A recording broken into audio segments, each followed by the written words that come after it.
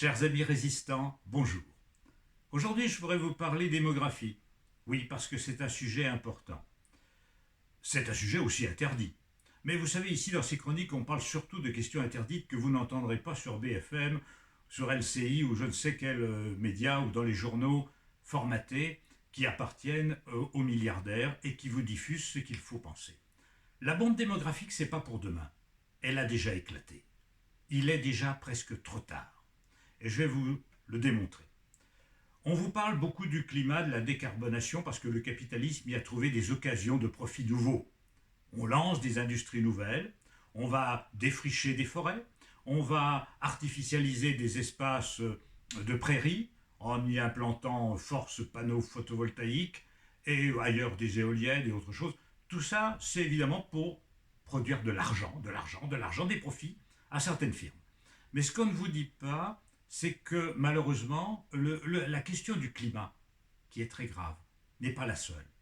Nous vivons actuellement non pas une sixième extinction d'espèces, mais la disparition des conditions mêmes de la viabilité de la Terre.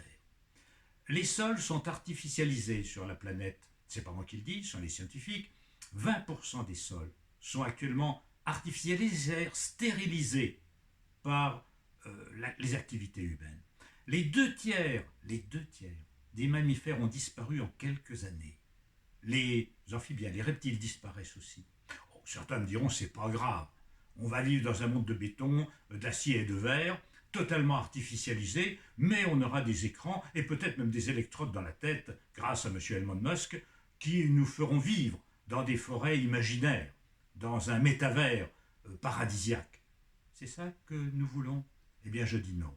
Il faut que la vie reste essentielle sur la Terre et qu'elle soit essentielle dans sa diversité. C'est ça qui est fondamental. Il faut donc sauver la nature. Et pour sauver la nature, il faut changer nos comportements. Il faut aussi jouer sur le nombre des hommes. Nous sommes trop nombreux. 8 milliards d'hommes sur la Terre, c'est trop. Et ce nombre va encore s'accroître, c'est annoncé. Il y en aura 2 milliards de plus en 2050.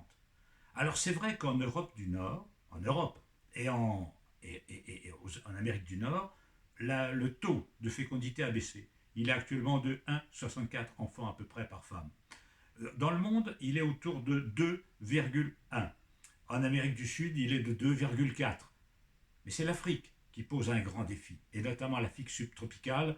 Vous avez par exemple le Nigeria, où le taux de fécondité est de 7 enfants par femme. C'est énorme. L'Afrique va doubler sa population en 2050. Et évidemment, ce flot d'individus condamnés à la misère, malheureusement, et condamnés à la mort pour beaucoup d'enfants, par famine, par difficultés sociales, par guerre tribale, etc. Tout ce que l'on sait ce qu'il y a et qui pousse ces populations à fuir ces pays malheureux, tout ça va déséquilibrer la planète. La bombe démographique, elle a explosé. Elle pose un problème. Alors comment la résoudre? Eh bien, il faut savoir que tout être vivant, et ça j'aurai l'occasion de le développer souvent, tout être vivant a un intérêt légitime à vivre. Donc il ne faut surtout pas envisager de réguler la population humaine par la mort. Surtout pas. Ni par l'euthanasie programmée ou non des personnes d'un certain âge, ni par la guerre dont je parlais il n'y a pas si longtemps. Ça, ce sont des modes inadmissibles. Parce qu'un être qui vit, quel que soit son sexe, la couleur de sa peau, ses origines, son âge, tout être vivant possède un intérêt absolu et légitime à vivre et à ne pas mourir. En revanche, il faut, c'est vrai, limiter les naissances. Il faut limiter les naissances pour permettre aux hommes de vivre mieux, de vivre heureux, de vivre plus longtemps, beaucoup plus longtemps, mais évidemment, si on veut vivre plus longtemps, prospère, heureux et satisfait, hédoniste, en prenant du plaisir à la vie, il faut en même temps limiter le nombre des hommes. Car si on ne le fait pas, on va créer un déséquilibre tel qu'il n'y aura plus de place sur cette planète pour les autres formes de vie qui doivent cohabiter avec nous.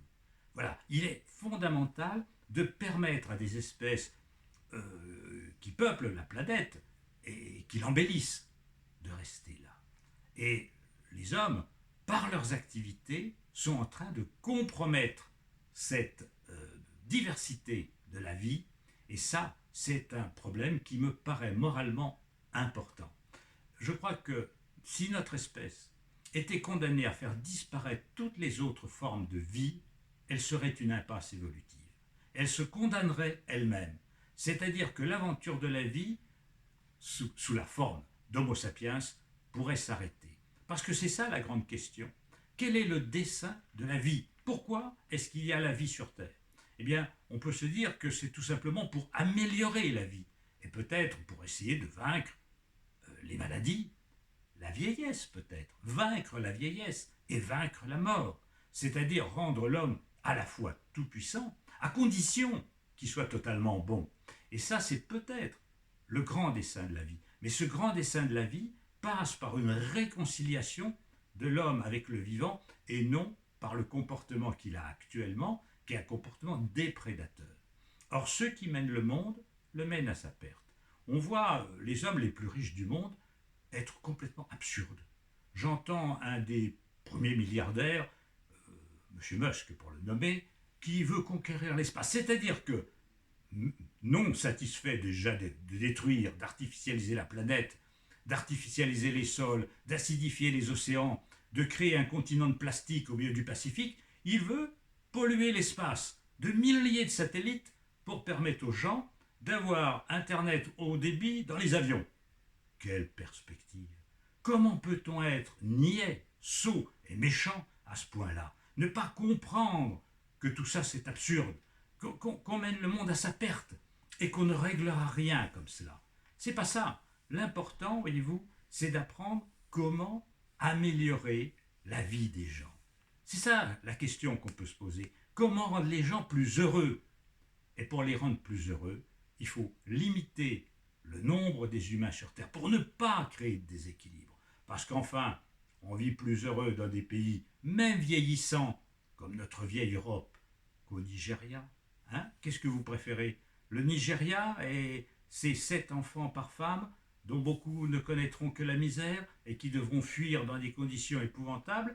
Ou est-ce que vous préférez des pays peut-être vieillissants, comme le Japon, ou l'Europe, ou l'Amérique du Nord? Hein? Parce que la vieillesse, vous savez, c'est pas une tare.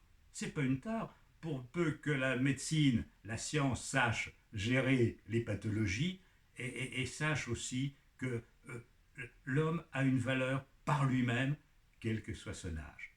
Voilà. Mes amis, je vous donne rendez-vous pour une prochaine aventure, une autre réflexion. En attendant, allez pour le mieux dans vos vies. À bientôt!